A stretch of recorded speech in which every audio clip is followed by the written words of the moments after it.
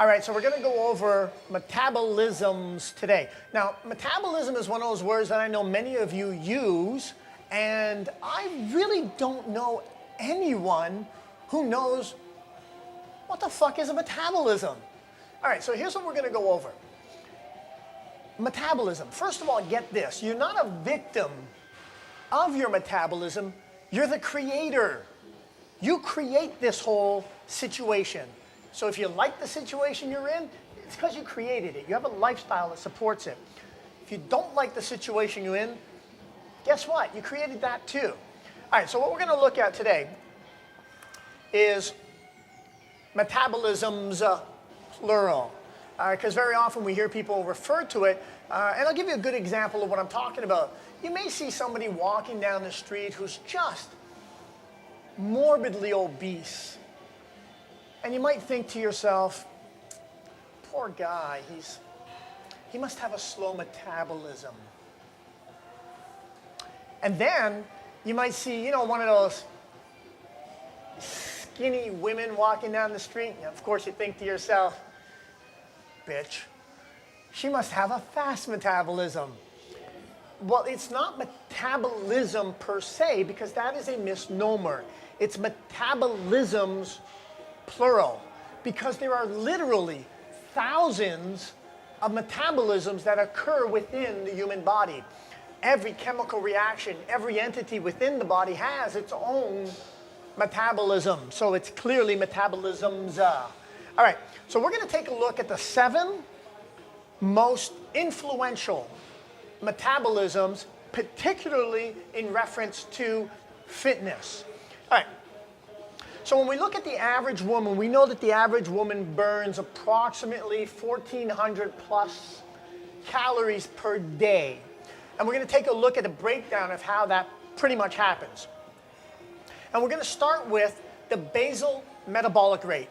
Now, your basal metabolic rate alone will burn up approximately 800 calories in the average woman. Now, what is a basal metabolic rate? It is literally the amount of calories your body needs merely to survive. That is, you're in a comatose state. You're not even moving. This is not my basal metabolic rate. Too many things are happening already. I'm talking in a comatose state. Just to survive, it takes, your body will burn up approximately 800 calories a day. Now, add to that what we consider to be a resting metabolic rate. And a resting metabolic rate is, well, it's kind of like what you do when you're sitting around watching TV. You're not in a comatose state, but you're really not far off, are you? All right, so that would be adding your resting metabolic rate. And what we know with the resting metabolic rate is you can account for perhaps an additional 100, 150 calories more per day once you add that on. In addition to your resting metabolic rate, we have a state called fidgeting. You see my hands moving about almost every time I talk. That's a fidgeting state, and believe it or not, fidgeting accounts for quite a few calories burned through the course of the day.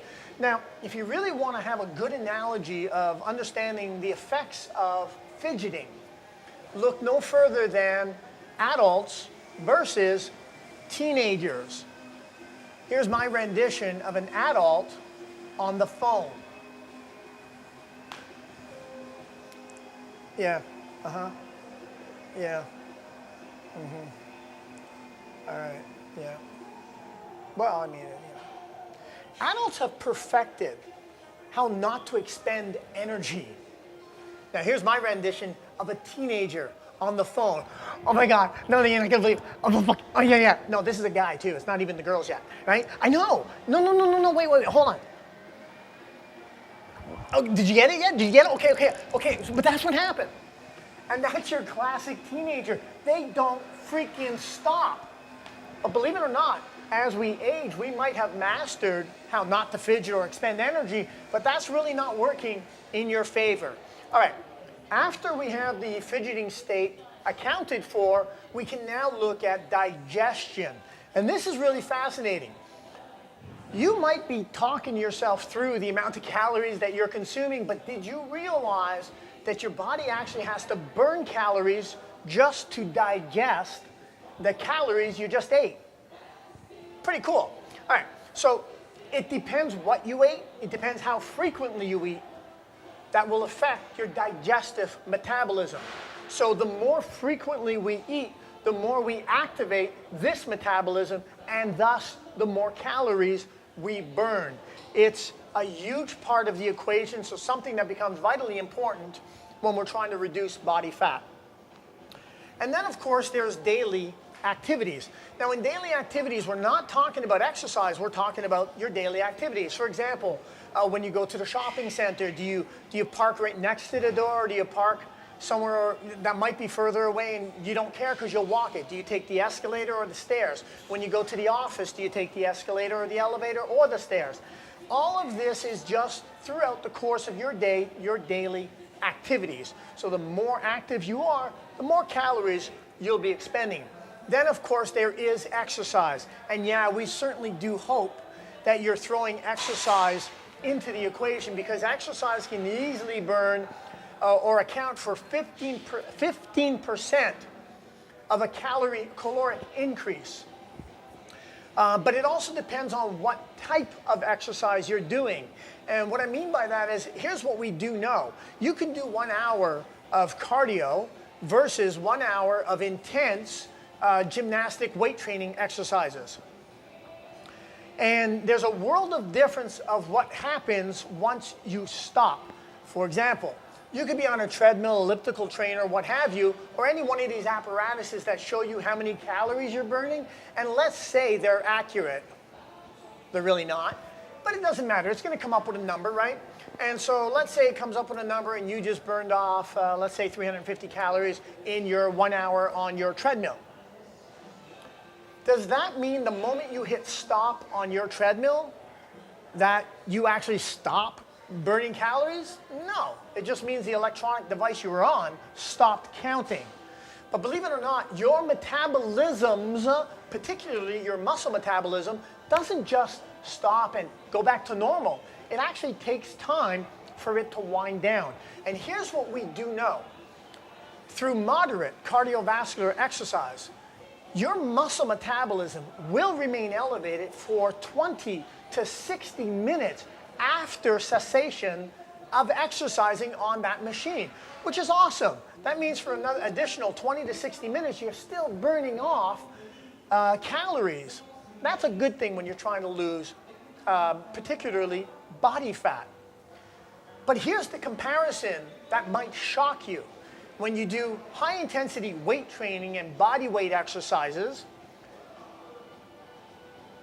the time it takes your muscle metabolism to reduce is not 20 to 60 minutes that we see on a cardiovascular apparatus. It's more like 24 to 72 hours. Hours. That's at least a day to 3 days, depending on the intensity, of elevated muscle metabolism, which means elevated caloric expenditure. This is awesome if you're trying to lose body fat.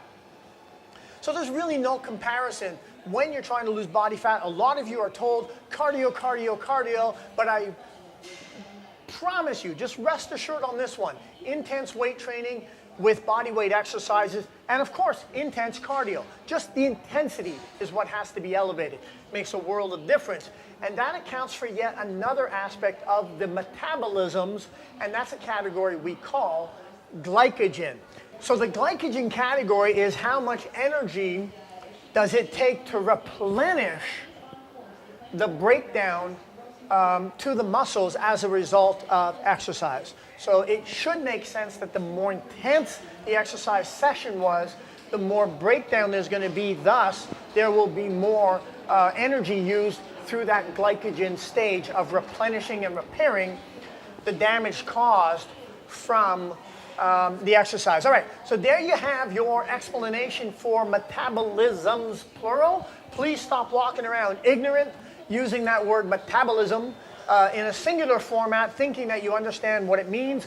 I hope this empowered you. And further, I actually hope you can start taking the 7 categories we discussed today and see if you can't maximize those 7, because it will definitely make a huge impact on the bottom line in your fitness quest.